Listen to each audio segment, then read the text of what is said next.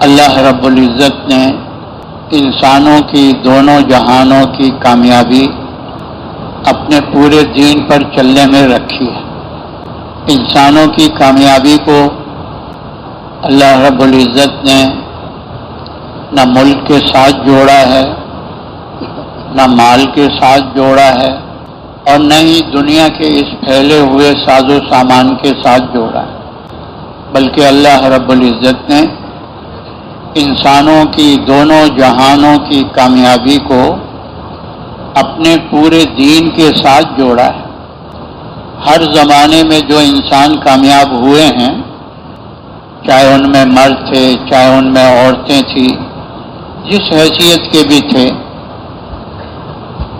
اللہ نے دین کی برکت سے ان کو کامیاب کیا، اور یہی اللہ کی سنت جاریہ قیامت تک کے لیے ہے کہ آئندہ زمانے میں بھی جو انسان جس حیثیت کے ہوں گے، مرد ہوں گے، عورتیں ہوں گی، اگر اللہ کے دین کے مطابق زندگی گزاریں گے تو جیسے اللہ رب العزت نے پہلوں کو کامیاب کیا، ایسی اللہ رب العزت ان بعد والوں کو بھی کامیاب فرمائیں گے۔ گزشتہ زمانے میں جو انسان بھی ناکام ہو کر گئے ہیں، چاہے ان میں مرد تھے، چاہے ان میں عورتیں تھیں، ان کی جو ناکامی کا سبب بنا کہ انہوں نے اللہ کے دین کو چھوڑا اور اپنی جی چائی اور من چائی پر چلے، تو اللہ نے ان کو دنیا اور آخرت میں ناکام فرما دیا۔ اور یہی اللہ کی سنت جاریہ قیامت تک کے لیے کہ آئندہ زمانے میں بھی جو انسان جس حیثیت کا ہوگا، مرد ہوں گے، عورتیں ہوں گی، اگر اللہ کے دین کو چھوڑ کر اپنی جی چائی اور من چائی پر چلیں گے تو جیسے اللہ رب العزت نے پہلوں کو ناکام کیا، ایسی اللہ رب العزت ان بعد والوں کو بھی ناکام فرمائے۔ تو کامیابی کا جو راستہ ہے وہ اللہ کا دین ہے، اور اگر دین کے بغیر نظر آ رہا ہے تو یہ انسان کی آنکھ کا دھوکہ ہے، اور یہ دھوکہ موت پر کھل جائے گا۔ لیکن موت پر دھوکہ کھلے تو پھر انسان کے کسی کام کا نہیں ہے، کیونکہ جس کی جو گھڑی آتی ہے اسی گھڑی میں اس کو دنیا سے آخرت کی طرف نکلنا ہوتا ہے، وہ گھڑی آگے پیچھے نہیں ہوتی۔ موت پر تو پہلی قوموں پر بھی دھوکہ کھلا، اور پھر وہ اللہ کے سامنے روئے بھی، چلائے بھی کہ اللہ بس ہم نے دیکھ لیا، اب تھوڑی سی مہلت دے دے، کوئی نیک عمل کر لیں تاکہ آخرت میں ہمارے کام آ جائے۔ تو جس کی جو گھڑی آتی ہے وہ آگے پیچھے نہیں ہوتی۔ اللہ کی طرف سے کیا جواب تھا؟ ارے اتنا وقت دیا تھا تمہیں، تم نے اس میں کچھ نہیں کیا، تو گھڑی دو گھڑی میں تم کیا کر لو گے؟ اور یہ تمہاری ایسی بات ہے؟ تو موت سے پہلے پہلے اس دھوکے سے نکلنا ہے، اور ساری انسانیت کو نکالنا ہے کہ کامیابی ملک میں نہیں ہے، کامیابی مال میں نہیں ہے، کامیابی دنیا کے اس شعبوں میں نہیں ہے، ان ساز و سامان میں۔ کامیابی اللہ کے حکموں کو پیارے نبی کے طریقے سے پورا کرنے میں ہے۔ اگر موت سے پہلے پہلے آدمی اس دھوکے سے نکل جائے تو پھر وہ اپنی اصلاح کر لیتا ہے، جو معاملہ اللہ سے خراب کیا ہے اس کو درست کر لیتا ہے، اپنی پچھلی زندگی پر ندامت کرتے ہوئے اللہ سے معافی مانگ لیتا ہے، توبہ کر لیتا ہے، استغفار کرتا ہے۔ اور یہ توبہ کا دروازہ جو ہے نا، یہ بھی موت تک کھلا ہے۔ جی ہاں، موت تک کھلا ہے۔ اور یہ توبہ کا دروازہ اللہ نے کیوں کھلا رکھا ہے؟ کہ اللہ پاک جانتے ہیں کہ یہ میرے بندے ہیں، یہ میری بندیاں ہیں، ان کے ساتھ دو دشمن لگے ہوئے ہیں، ایک نفس ہے، ایک شیطان ہے، اور یہ دونوں دشمن اس میرے بندے اور میری بندی کو میرے راستے سے ہٹائیں گے، ہاں، اور اس سے نافرمانی ہو جائے گی، یہ گناہ کر بیٹھے گا، یہ حکم عدولی کر لے گا، تو اللہ پاک نے توبہ کا دروازہ کھلا رکھا ہے کہ انسان سے کوئی خطا ہو جائے، کوئی گناہ ہو جائے تو کیا کر لے بھائی؟ کیا کر لے؟ توبہ کر لے، معافی مانگ لے۔ اللہ تو بڑے کریم ہیں، بڑے رحیم ہیں۔ ہاں، کہتے توبہ کرنے والا ایسا ہے جیسے اس نے کوئی گناہ کیا ہی نہیں۔ التائب من الذنب کمن لا ذنب لہ، توبہ کرنے والا ایسا ہے۔ اگر انسان کے گناہ اتنے ہو جائیں کہ زمین سے آسمان تک سارا خلا بھر جائے، یا جتنی زمین میں ساتوں زمین، یا جو زمین ہے اس میں جتنے ریگستان ہے جہاں ریت ہے اتنے ہو جائے، ریت کے ذرات کے برابر، کوئی ریت کے ذرات کو گن سکتا ہے؟ ایک مٹھی ریت کی ذرات کو نہیں گن سکتا۔ یا اتنے گناہ ہو جائیں کہ جتنی 7 سمندروں کی یہ جھاگیں بن رہی ہیں، جھاگ بنتی ہے ختم ہوتی ہے، بنتی ہے ختم ہوتی ہے، کیا مطلب؟ کہ اتنے گناہ ہو کہ کوئی حد و حساب ہی نہ ہو، لیکن سچے دل سے توبہ کر لے، توبۃ النصوحہ، کہ اللہ معاف کر دے، آئندہ نہیں کروں گا، اللہ تبارک و تعالیٰ ان سارے گناہوں کو عمل نامے میں سے مٹا دیتے ہیں۔ ہاں، بلکہ حدیث کا اگلا جملہ ہے کہ اللہ تبارک و تعالیٰ ان گناہوں کو نیکیوں سے بدل دیتا ہے۔ جتنے پہلے گناہ ہوتے ہیں اللہ اتنی نیکیاں لکھا دیتا ہے۔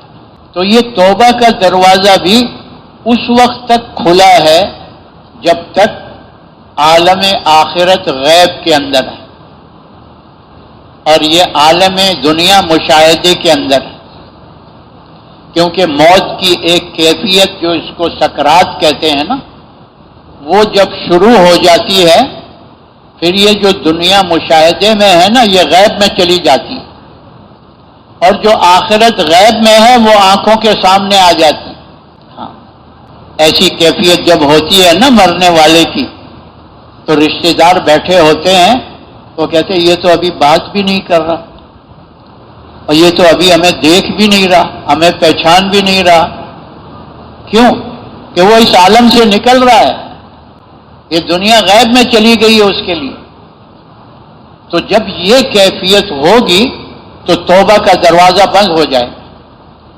کیوں؟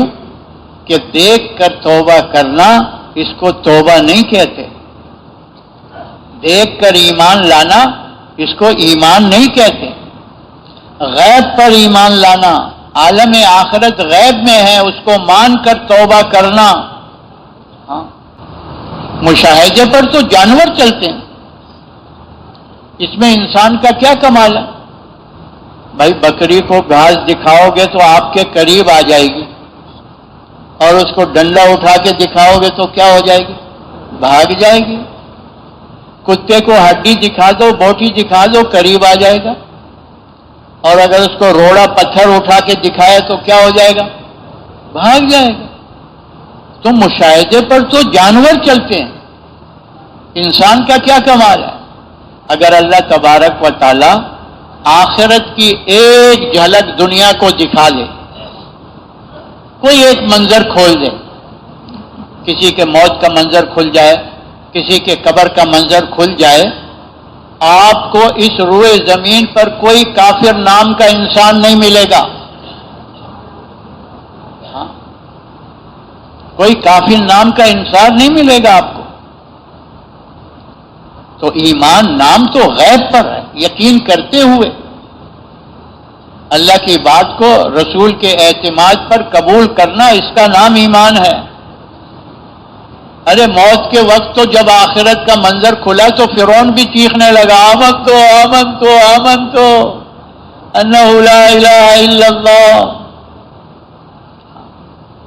جب فرعون کو غوطہ لگا نا، پانی نے نیچے کھینچا اور جب چھوڑا سر باہر آیا تو کہ آمن تو انہ لا الہ الا اللہ، میں ایمان لایا، میں ایمان لایا اس پر کہ اس کے سوا کوئی عبادت کے لائق نہیں ہے، جس پر موسیٰ علیہ السلام اور ہارون علیہ السلام ایمان لائے اس رب پر میں ایمان لایا، جس پر بنو اسرائیل ایمان لائے اس رب پر میں ایمان لایا۔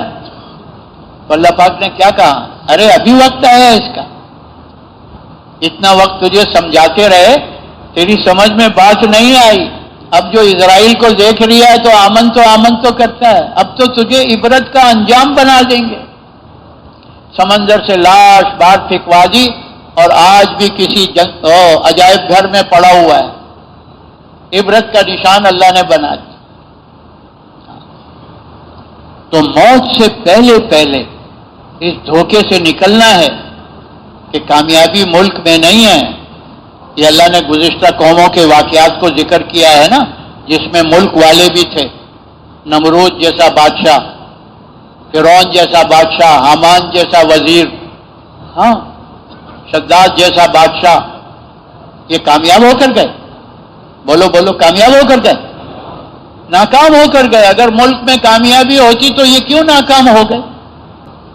اس دھوکے سے نکلنا ہے اور ان ملک والوں کو اس دھوکے سے نکالنا ہے کہ کامیابی ملک میں نہیں ہے۔ اگر ہوتی تو نمرود، قارون، حامان اور یہ شداد یہ ناکام ہو کر نہ جاتے۔ اور اگر کامیابی کس میں نظر آ رہی ہے؟ مال میں۔ اگر مال میں کامیابی ہوتی تو قارون کے پاس بہت بڑا خزانہ تھا کہ اس کے خزانے کی چابیوں کو نوجوانوں کی جماعت اٹھاتی تھی، خالی ان کے خزانے کی چابیوں کو۔ کتنے کمرے ہوں گے، کتنا خزانہ ہوگا کہ ایک نوجوانوں کی جماعت صرف چابیاں اٹھا رہی۔ لیکن کیا انجام ہوا؟ ہاں کامیاب ہو گیا؟ ارے ناکام ہو کر گیا۔ اللہ نے زمین میں دھسا دیا اس کو، بمائے اس کے خزانوں کے۔ اس کے سر پر خزانے ہیں اور اب بھی زمین کے نیچے جا رہا ہے۔ انسان کی آنکھ دکھاتی ہے نا اس کو، جیسے صحرا میں بھٹکا ہوا ہوتا ہے نا، پانی ختم، کھانا ختم، اب کیا ہے؟ صحرا میں تو کوئی راستہ بھی نہیں ملتا، پانی بھی نہیں ملتا، اور دور سے دوپہر کے وقت میں جو ریت ہوتی ہے نا وہ ایسے چمکتی ہوئی نظر آتی ہے جیسے پانی جمع ہوا ہے، ایسے چمکتی ہوئی نظر آتی ہے، اور پیاس تو لگی ہوئی ہے، دوڑتا ہے اس پانی کی طرف، اور جب وہاں پہنچتا ہے تو پانی کا ایک قطرہ نہیں ہے، کیا پڑی ہوئی ہے؟ ریت پڑی ہوئی ہے۔ ہاں۔ تو ملک والوں کو ملک میں نظر آ رہا ہے، یہ تو مرنے پر پتہ چلے گا۔ ہائے ہم نے اپنی زندگی کے قیمتی سرمایے کو کہاں برباد کر دیا۔ مال والوں کو پتہ چلے گا، ہاں جب یہ آنکھ کا پردہ اٹھے گا نا دنیا کا اور آخرت کا پردہ پڑے گا نا پھر پتہ چلے گا۔ ایسے ہی یہ آنکھ دکھاتی ہے، دیکھو تجارت میں کامیابی ہے اور زراعت میں کامیابی ہے اور ملازمت میں بڑی بڑی کرسیوں میں کامیابی ہے، ہاں، اور یہ بیچارہ دوڑ لگا رہا ہے، کوئی تجارت میں دوڑ رہا ہے، کوئی ملازمت میں کرسیوں کے پیچھے دوڑ رہا ہے، اور کوئی زراعت مربوں کے پیچھے دوڑ رہا ہے۔ اور اللہ نے یہ بتا دیا اگر تجارت کامیابی کا ذریعہ ہوتی نا تو قوم شعیب ناکام نہ ہوتی، دنیا کی ساری منڈیوں پر ان کا قبضہ تھا، لیکن انہوں نے ہیر پھیر کرنا شروع کیا۔ ہیر پھیر سمجھتے ہو؟ اللہ نے فرمایا پورا تولو، پورا دو، پورا لو، پورا ناپو، پورا دو، ڈنڈی مت مارو، ناپ تول میں کمی نہ کرو۔ اللہ نے نبی کو حکم دے کر بھیجا کہ جاؤ ان کو سمجھاؤ، اور نبی نے آ کر بتایا، نبی کو کہا بھائی تو اپنا کام کر، ہم تو ڈنڈی ماریں گے۔ دیکھتا نہیں ہماری ساری دنیا کی منڈیوں پر قبضہ ہو گیا۔ آج بھی یہ جو آوازیں لگ رہی ہے نا، فلاں ملک کی منڈیاں پوری دنیا میں، فلاں ملک کی منڈیاں پوری دنیا میں، تو قوم شعیب علیہ السلام کی منڈی، قوم کی شاید پوری دنیا میں تجارت چل رہی تھی، لیکن کیا ہوا؟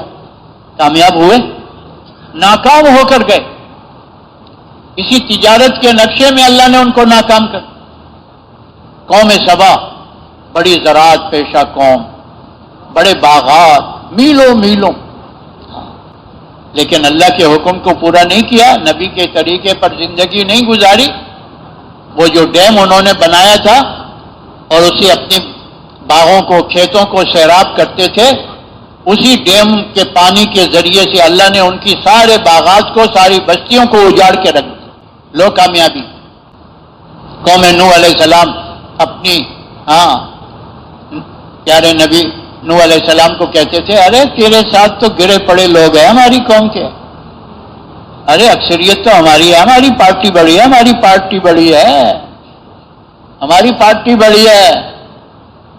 پھر دیکھ لیا نا آسمان و زمین کے بیچ نے، اور بڑی پارٹی کو کیسے اللہ نے طوفان نوح میں غرق کر دیا، اور وہ ایمان والے 80-82 کامیاب ہو گئے، کامیاب ہو گئے، کشتی میں اللہ نے ان کی حفاظت فرمائی۔ قوم عاد نعرہ لگا رہی تھی، ہم سے بڑا کون ہے طاقت والا، من اشد منا قوہ، ہم سے بڑا کون ہے، ہم بڑے طاقتور ہیں۔ اور واقعی اللہ نے ایسے لوگ بنائے تھے،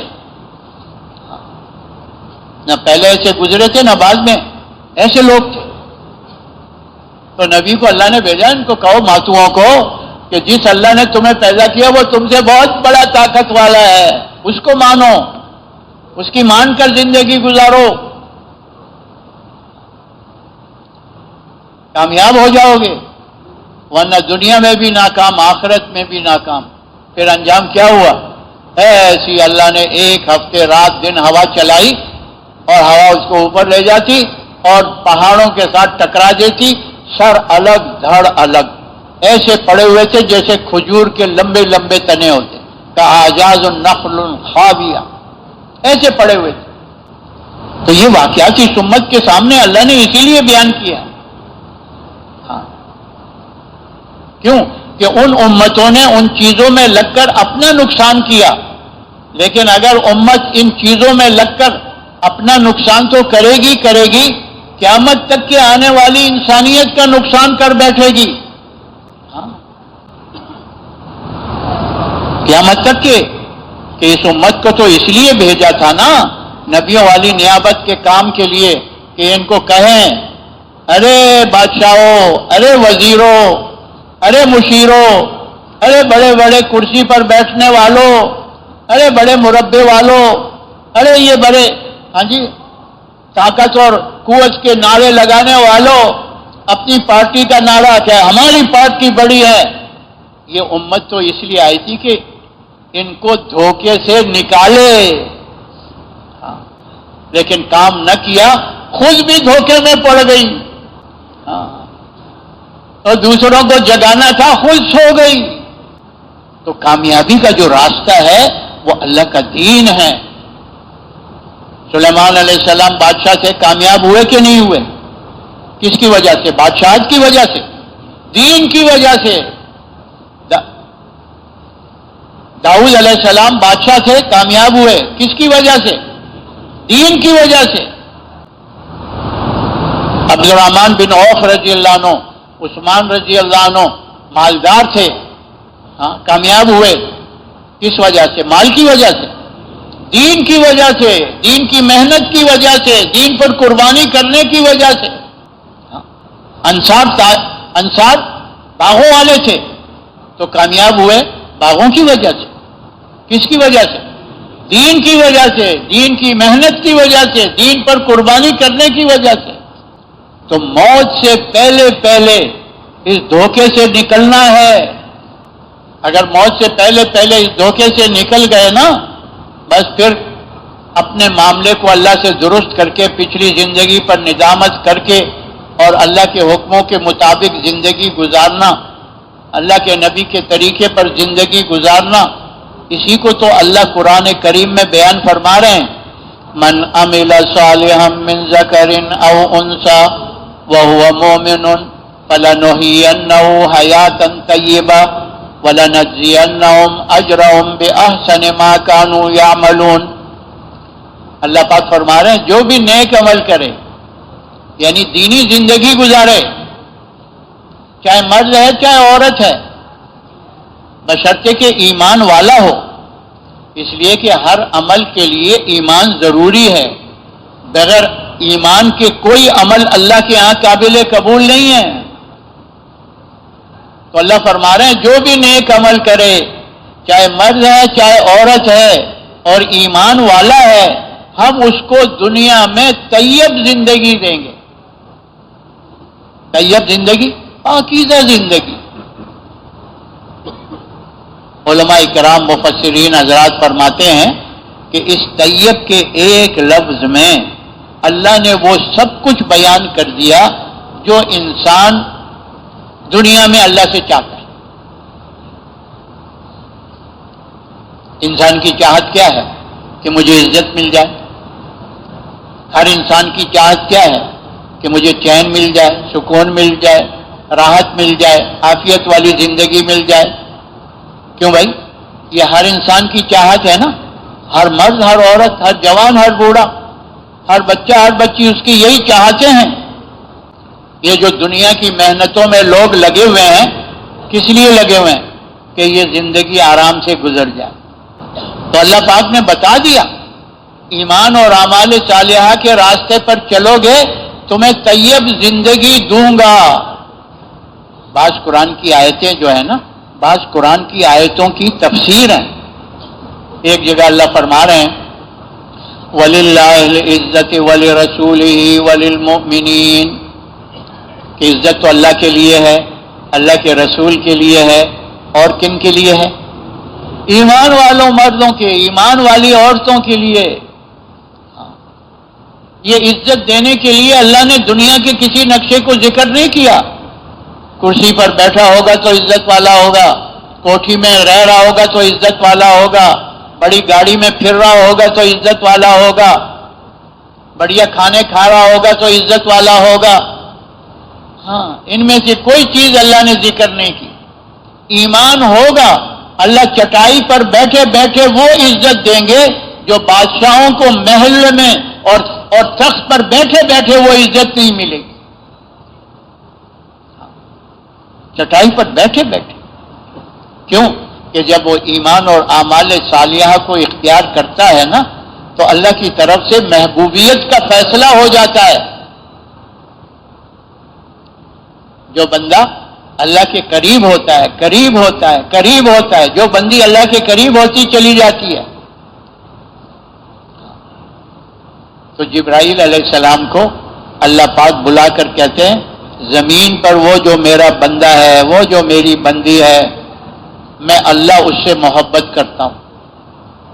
اے جبرائیل تو بھی اس سے محبت کر۔ جبرائیل علیہ السلام آتے ہیں، ساتوں آسمان پر سے گزرتے ہوئے فرشتوں میں اعلان کرتے ہیں کہ وہ بندہ وہ بندی اللہ کی محبوب ہے، اللہ ان سے محبت کرتا ہے۔ اے آسمان کے فرشتوں تم بھی اس سے محبت کرو، تم بھی اس سے محبت کرو۔ پھر یہ جو تکوینی نظام اللہ نے چلایا ہے، بارش کے قطروں کے ساتھ فرشتے آ رہے ہیں، روزی کے دانے کے ساتھ فرشتہ لگا ہوا ہے، جب تک وہ منہ میں نہ پہنچا دے اس وقت تک اس کی ڈیوٹی لگی ہوئی ہے۔ 2 فرشتے تو صبح شام بدلتے رہتے ہیں، 6 فرشتے انسان کی حفاظت کے لیے ہیں، آگے پیچھے دائیں بائیں اوپر نیچے، یہ انسان کی حفاظت کے لیے۔ تو جب وہ فرشتے آتے ہیں جو اس بندے کو دیکھ کر محبت کی نگاہ ڈالتے ہیں، تو اللہ پاک انسانوں میں بھی بلکہ اور مخلوقات میں بھی اس بندے اور اس بندے کی محبت کو دلوں میں ڈال دیتے ہیں کہ لوگ بھی ان سے محبت کرتے ہیں، حتیٰ کہ جانور بھی۔ حضور صلی اللہ علیہ وسلم مسجد نبوی میں صحابہ کے ساتھ موجود تھے، جی ہاں، تو کسی نے آ کر بتایا حضرت بھیڑیوں کا وفد آیا ہے، وفد۔ حضور صلی اللہ علیہ وسلم باہر نکلے، دیکھا کہ بھیڑیوں کا ایک وفد بیٹھا ہوا ہے، کچھ جمع ہو کر آئے ہیں، ان کے پاس چلے گئے، بھیڑیوں نے جو اپنی زبان میں کہا اللہ نے حضور صلی اللہ علیہ وسلم کو وہ سمجھا دیا. تو حضور صلی اللہ علیہ وسلم آئے اور صحابہ سے کہا تمہیں پتہ ہے یہ بھیڑیے کیوں آئے؟ کہ اللہ اس کا رسول جانے، ہمیں تو کوئی پتہ نہیں. کہا یہ بھیڑیے اس لیے آئے ہیں، یہ کہہ رہے ہیں کہ ہماری خوراک اللہ نے یہ بھیڑ بکریاں بنائی ہیں اور یہ صحابہ کی ہیں. تو پہلے تو ہم اٹھا کے لے جاتے تھے، اب ہمارا دل نہیں چاہتا کہ ان کی بھیڑ بکریوں کو ویسے اٹھا کے لے جائیں. ہمارا دل نہیں چاہتا کہ ان کی بھیڑ بکریوں کو اٹھا کے لے جائیں. آپ ان سے کہہ دو کہ ہمارا کوٹا مقرر کر دیں، چاہے وہ ماہانہ ہو چاہے وہ ششمائی ہو، جائے وہ جنگل میں چھوڑ دیا کریں، ہم وہ کھا کر گزارا کر لیں گے، ہم ان کی بھیڑوں پر بکریوں پر حملہ نہیں کریں گے. حضور صلی اللہ علیہ وسلم نے صحابہ کے سامنے یہ بات رکھ دی ان کی. تو صحابہ نے عرض کیا جیسے آپ فرمائیں، لیکن حضور ایک بکری کا بچہ پیدا ہوتا ہے، پھر اس کو ہم پال پوس کر یوں بڑا ہو جاتا ہے، اب ہمارا دل نہیں چاہتا کہ اس کو ہم اس درندے کے منہ میں دے دیں اپنے ہاتھ سے، ہمارا دل نہیں چاہتا. تو حضور صلی اللہ علیہ وسلم سمجھ گئے، تو بھیڑیوں سے جا کر کہا تم اپنا کام کرو، یہ اپنی حفاظت خود کریں گے، تمہارا داؤ لگے تو لے جاؤ اپنی جو روزی ہے. یہ محبت کس نے ڈالی؟ درندوں کے دلوں میں محبت، درندوں کے دلوں میں محبت.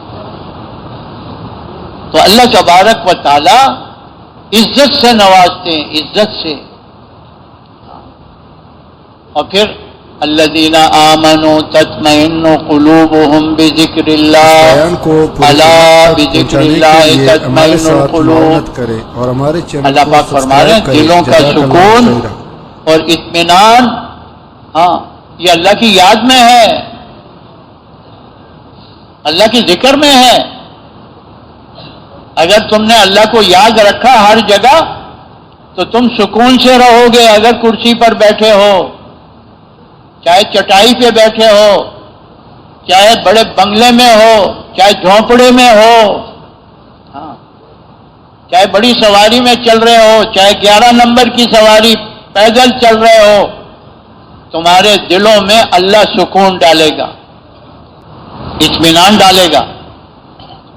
ہاں تمہیں راحت ملے گی، عافیت والی زندگی ملے گی. اور اگر اللہ کے ذکر سے اعراض کیا، من اعرض عن ذکری فإن له معیشۃ ضنکا، اللہ پاک فرما رہے ہیں جو ہمارے ذکر سے اعراض کرتا ہے، ہاں ہم اس کی دنیا کی زندگی کو تنگ کر دیتے ہیں، اور قیامت کے دن اس کو اندھا اٹھائیں گے. وہ کہے گا یا اللہ میں تو آنکھوں والا تھا، آج اندھوں میں کیوں کھڑا کر دیا؟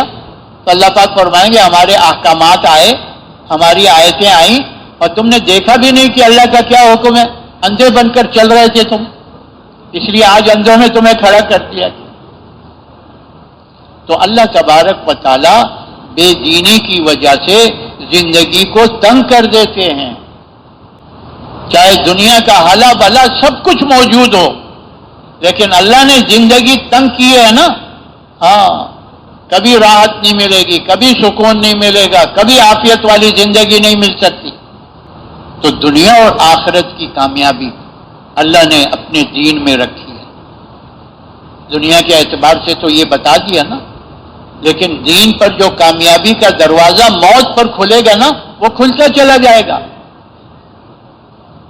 کہتے ہیں کہ فرشتوں کی جماعت آئے گی اور اس نیک انسان، اس نیک بندے اور بندی کی روح کو لینے کے لیے جنت کے گلدستے ہوں گے، پھولوں کے، خوشبوئیں آئیں گی ان سے.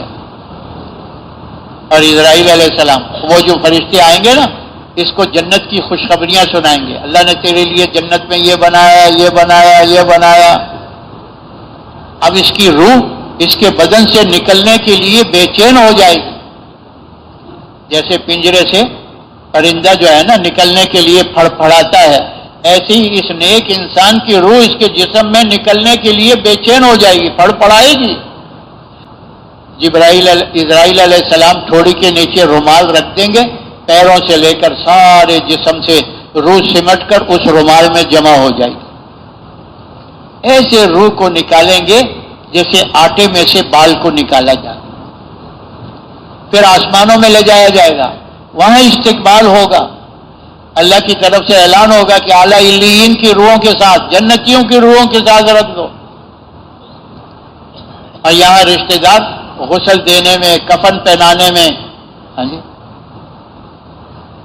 اور جب لے کر چلتے ہیں پہلے ہی فرشتے اس کو غسل دے کر جنت کا کفن پہنا دیتے. پھر جب اس کو قبر میں اتارا جاتا ہے تو قبر استقبال کرتی ہے، مرحبا اہلاً و سہلاً، تیرا آنا مبارک ہو. جتنے لوگ مجھ پر چلتے تھے ان سب میں تو مجھے پسند، آج میرے پیٹ میں آیا ہے، میرے بہترین سلوک کو دیکھے گا.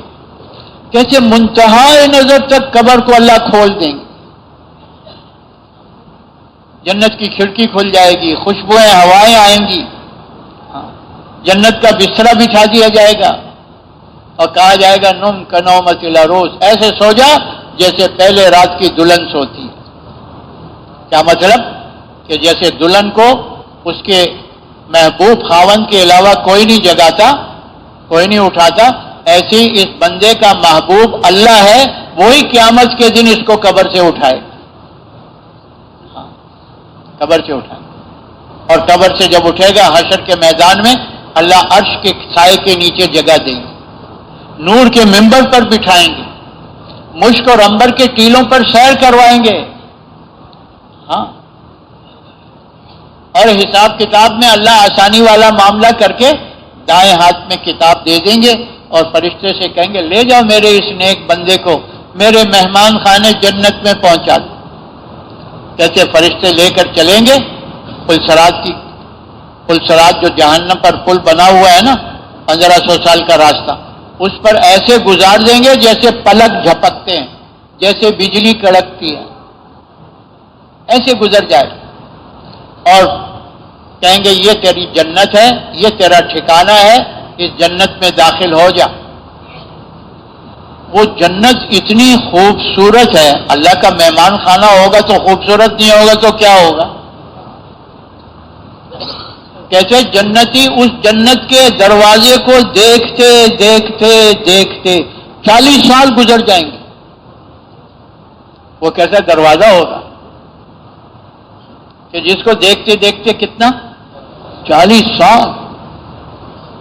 اندر سے اس کی حوریں، اس کے غلمان، اس کی باندیاں اس کو کہیں گے آقا آپ اندر تشریف لائیے، آپ کی آنکھوں کی ٹھنڈک کا سامان تو اللہ نے اندر بنایا ہے.